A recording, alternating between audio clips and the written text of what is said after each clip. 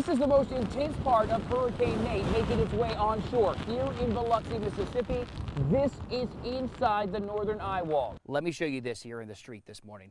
Check out this water. This has nothing to do with Nate. Tides here have been running about 4 feet high, and that's why the water is in the street. But this has been enough to get the attention of a lot of the people who live in this neighborhood who think, yeah, I've ridden out storms like this one before. They haven't done it while the tides have been running this high. He told me, Brett, if this boat sinks, it sinks. He's got some buddies out here trying to help get the bilge pump back working, trying to help secure the ropes that are holding this boat. But with a 9 to 11-foot storm surge, this dock is going to be underwater. So here's the part everyone gets. The water came up and houses flooded. A lot of houses flooded, meaning right now people are still taking things like wet sheetrock and destroyed furniture out to the street. They're going in to neighborhoods, just to kind of put this in perspective. You know, we're telling people stay out of the floodwater. There's sewage, there's gas, all kinds of stuff that make this water dirty. So they're going in now waist-deep water as you're looking down Beamer Road here, and they're loading strangers into their boats, people they've never met, and say, hey, get in, we're going to take you to safety. Your life might be in danger. If you want to leave, get in our boat, and we're going to walk you out and put ourselves at risk for people that they don't even know this afternoon. It's on the sign. It's part of the rent. People here are paying for power. Strangely enough, the sign has power, and some living here don't. I was told it would be on by 5 o'clock last night. Didn't happen. Yesterday they sent me a thing at nighttime saying it was going to be on at 8 o'clock. Missed it. They're coming up, they say 5 o'clock this evening. No. They haven't came on yet. But hey, they're working on it. Electricians found that a transformer like this one was hit by a car. That's to blame for the power going out. Figuring out whose problem it was to fix it is why some people here are still sitting in the dark. Really? Centerpoint says these transformers aren't their problem. These belong to this apartment complex. That's news to the new owners who just took this place over 13 days ago and have now hired a high-voltage electrician to fix this. It's moving slow. 2 days in the Texas heat with no AC. That's a snail's pace. Oh, and don't forget, no power, no refrigerator, no groceries. They're gone. And I live on a disability check, so I'm not eating none of that dethawed food. Twice a day, 5 days a week, parents line up at this elementary school. If you're one of them, you know about waiting. But let me tell you about the mom who keeps pedaling past you. It's exciting. Okay, get in, get your helmet on. Passing the cars. Left parked in the driveway. The destination. Let's get to school. The journey. It's really good. The reason. Since I got an immersion that's special. When school started this year, the trip to class for Jennifer Ackman's twin boys changed. Their schoolyard used to be just a backyard away. I just open up the fence and they go to school. The commute to class now isn't so simple. I have to get him to school at the same exact time that his twin brother goes to school in another location. Of this mom's 2 first graders, One of them is autistic. he's quite smart too. Hola, auga, agua. This year moved to a special program at a different school across town.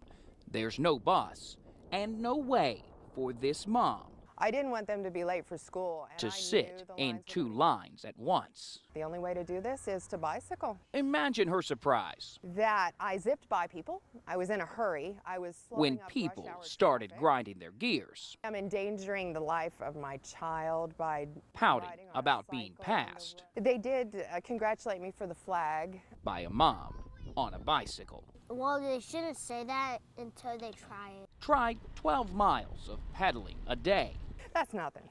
passing by people she now knows are watching for a wave. In Kingwood, Brett Buffington, KHOU 11 News. Life teaches lessons, granted not all of them.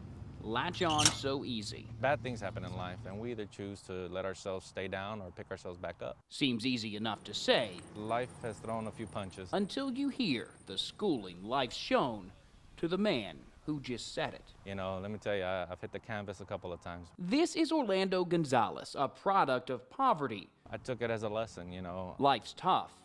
His got tougher. The last 4 years, enough to break anyone. My son came running down the stairs. There's a fire, and he tended to sleepwalk when he was stressed out. So I'm like, are you sleepwalking? The day Orlando moved his wife and 3 kids to Pearland. To quote the inspector, your electrical is golden. Their remodeled home went up in flames. They rebuilt just in time for life's next punch. May of 2015, lost my job. Oil industry was struggling. Overwhelming, but not beyond overcoming. 3 months later, he went back to work. It was a drastic pay cut, but we still survived. 1 year later, 2016, May 25th. life swung a fist again. That was the hardest day of my life. Doctors told Orlando it was a complete blockage in a valve in his wife's heart, caught too late to save her life. She passed away within 3 hours of being at the hospital. That's the biggest blow I've had. That's the biggest blow I've had in life. Another blow, another lesson. We get back up and we keep on going. So when Houston was hit with the hardship of Harvey, do you know them? No, no idea. Strangers. Strangers, complete strangers. It's no surprise this expert at handling heartbreak was there to help. I mean, all they've asked is for help, and as they've been getting in the boat, I've been trying to lighten with humor. Orlando Gonzalez, his 2 kids and his brother banged the bottom of their boat along the flooded streets of Houston. Orlando and his family here Rescuing families trapped by water, where it's never been before. He's a guardian angel is what he is. That was from a father this father took to dry land. One of many. 12 families. 12 families. Yeah. More than 50 people. More than 50 people. And some pets. And some pets. And you're still not happy. And you're still not happy with those numbers. I just felt I could have done more. More is sharing the story, why he went to help. We may have situations that are very hard, but it doesn't excuse us from doing good things in life. Which might be one of the biggest lessons Orlando's life can teach us. Standing for Houston, Brett Buffington, KHOU 11 News.